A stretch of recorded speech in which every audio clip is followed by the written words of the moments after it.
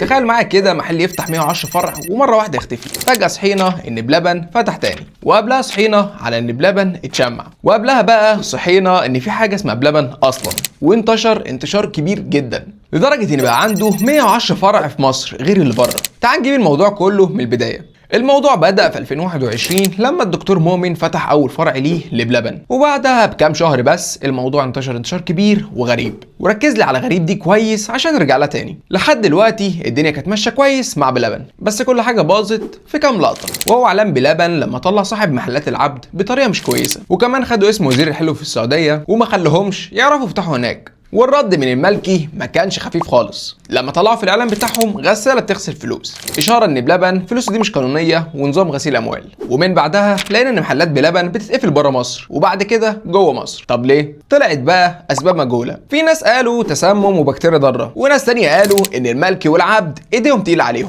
بس لو جينا بصينا لها من ناحيه البكتيريا او التسمم، ليه كرم الشام ووهمي وكنافه وبسبوسه يتقفلوا مع بلبن؟ كل حاجه ليها علاقه بالدكتور مؤمن تتشمع عشان مكان واحد بس جاب تسمم للناس؟ فدي بصراحه بعيده قوي.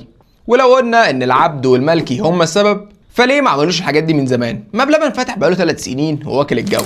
انا شايف انه سبب تالت خالص، وهو نفس السبب اللي خلى بلبن يفتح تاني، وده اللي هتعرفوه الفيديو الجاي. فمتنساش تعمل لايك وفولو، وانا عمر درش، وده العالم من وجهة نظري.